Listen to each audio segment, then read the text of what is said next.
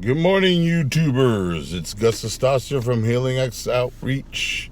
It's been a while, and I'm back at it again. Well, I know it's been a while. I haven't really made a video since I think maybe the 1st of January, and this is now in the middle of the month. And I'm late for work, so I've got a little time to give you guys an update about a few things. Yeah, I'm still working on the Jordan Maxwell, Russell Pine, Santos Bonacci astrotheology video that I will be doing. It will be a live stream. I will probably do, maybe because I'm going to be doing immense preparation for that live stream, a couple of other live streams prior to that. And I'm planning on doing a live stream on offshoots. Now, I am going to give a link to a segment that was prepared by Tim Martin. He gave it at one of the Witnesses Now for Jesus conventions. I don't know if it was, I think it was the one in California on offshoots, which he goes extensively into the old background. I'm actually have been invited to speak at the St. Louis, Missouri Witnesses Now for Jesus convention held by Charles Smith. And I will be speaking on YouTube offshoots and more recent offshoots and how they're linked to some of the old offshoots. If you're a friend with me on Facebook, I gave a chart, which is actually on the Grace Communion Church website, formerly known as the Worldwide Church of God, and they have an excellent chart on all of their offshoots, which are of course related to the Jehovah's Witnesses. So the Jehovah's Witnesses is listed on that genealogical chart, the Adventists, the Millerites, and the various Churches of God movements and Sacred Name movements, which are all religious cousins of the Jehovah's Witnesses and religious brothers and sisters. It's a big family of trash. That's what it is. Some are the fish bones, some are old pork chop filled with maggots, and some are just a bunch of crushed up cans. And there goes, I'm drinking my liberal tears cup.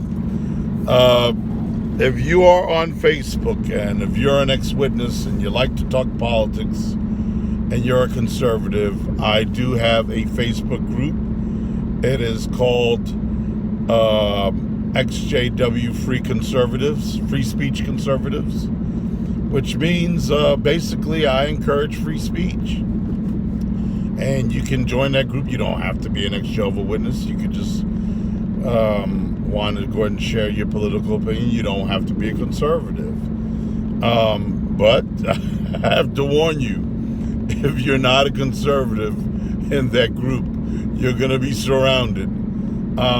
There are some libertarians on there. There's some anarchists. Like I said, it's a free speech group. I invite everyone to come on.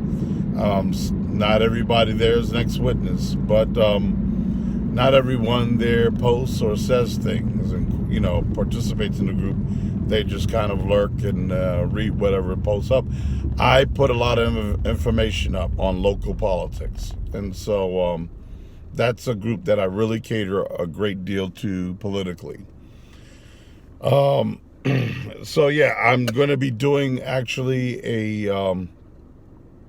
it will be an apologetics oriented talk about offshoots in St. Louis, and it is held in July. I believe it's the 24th through the 26th. So I'll be advertising a little more about the St. Louis group. A little history on the Witnesses Now for Jesus convention for those of you who don't know.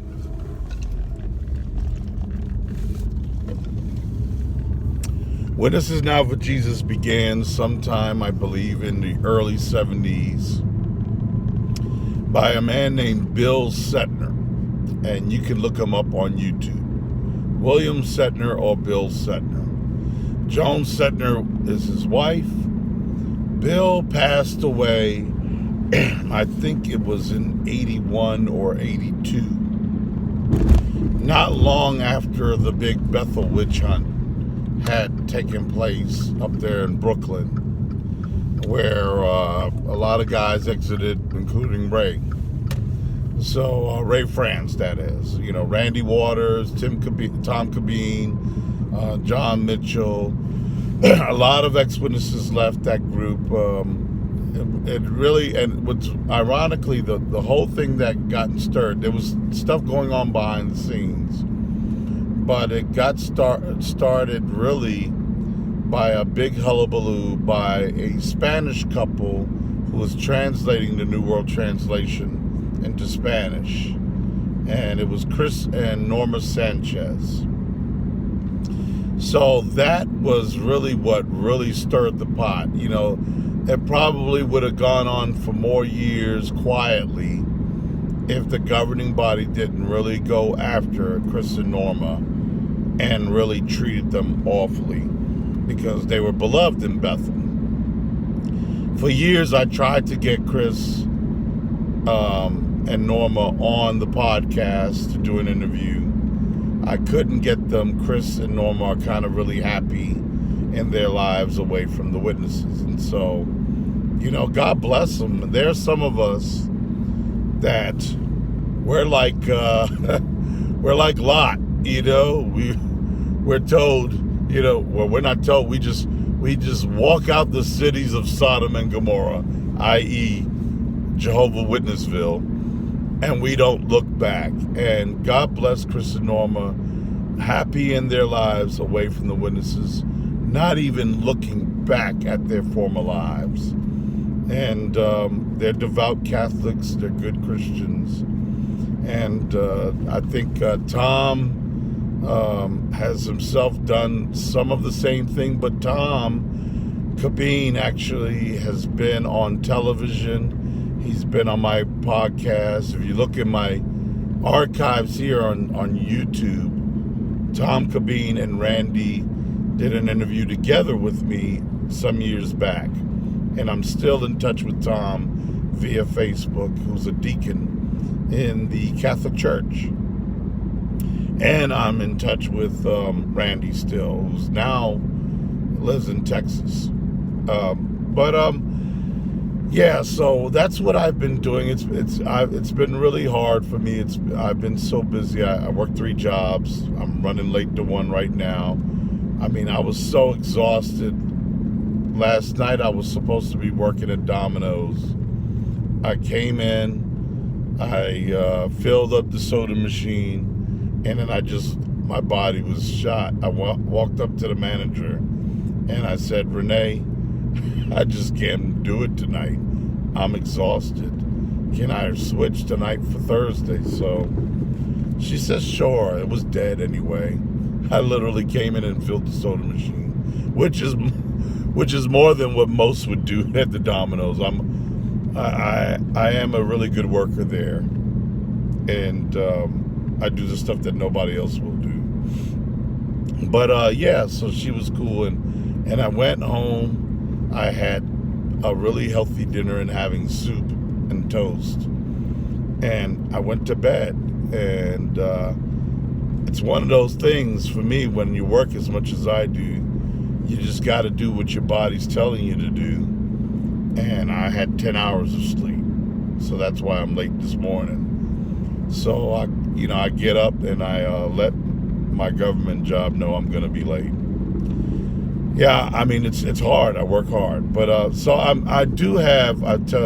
have right now, I've prepared for my next ABC in 15, which is, I believe, in John 17, and which is basically a difficult passage in the book. I believe it's John chapter 17 I'm prepared for. I'm still working on the slides on that one. I've been getting all of my podcasts on a portable hard drive so that I can upload them on the YouTube.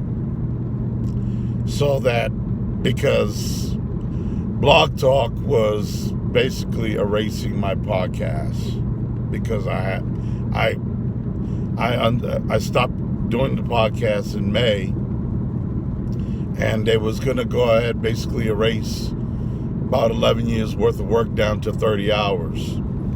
And they erased a bunch of it.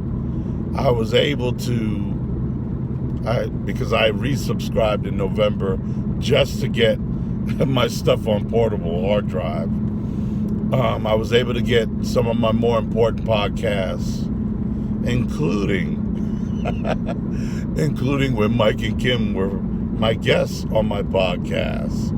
They were my guests twice, where I was pushing their channel. But I did recapture John Cedars. That was a fantastic podcast where I had Lloyd on. And because we had a bona fide Jehovah's Witness call in, and it was fun. It was fun. And John was a great guest, as Mike and Kim were back then. For those of you who I'm new to YouTube, to you guys, but I've been doing this for a long time on other social media formats. And when Mike and Kim were not such a, one person said, big deal on YouTube. They're top dogs. They're top dogs because Rick and myself were pushing them and their channel and sending flocks of people to them back in the day, about 6 years ago, maybe longer than that, maybe 7.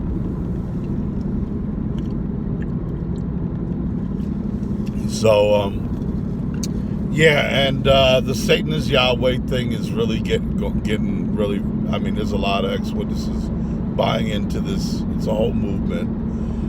So I'm still gonna redo some of the stuff that I did in my car as live streams, so that it'll be retained easily. It'll be more practical also to receive on why Satan is not Jehovah. Jesus' Father, when Jesus speaks of his Father, he's not speaking of the devil. Jesus acknowledges his Father is Jehovah or Yahweh. So I'm going to cover all of that stuff. Jesus did use the name Jehovah in the New Testament, even though we never see it, because he quoted the Old Testament. I'll cover all of that in some live streams until I get the Russell Pine stuff together. I've got all of the books I've got all hooked up together, and I will then be able to go ahead and get all my reference material and line it all up. I know that Mike has started a new channel. Mike Brooks has started his new channel, which is Never Stop Searching for Truth, which in translation means never stop putting down the Bible and destroying it, because that's all it is. He's not telling us what truth is. He's just continuing to try to trash the Bible. It should be never stop trashing the Bible. That's what that channel is. Never stop trashing the Bible. Never stop rummaging through garbage. He doesn't give any truths. He just trashes the one book that he has known as a Jehovah's Witness all of his life, and knows nothing about it through Christian lenses. So I'm gonna be covering. I'll tell you, there's a couple of other things that I've found out in the last couple of weeks. Like Stanford has now a YouTube channel. For those of you who don't know who Greg Stanford is, he wrote a book called Jehovah's Witnesses Defended. And he was a guy that me and Robert Hamill and Sam Shimon and Dave Sherrill used to tackle.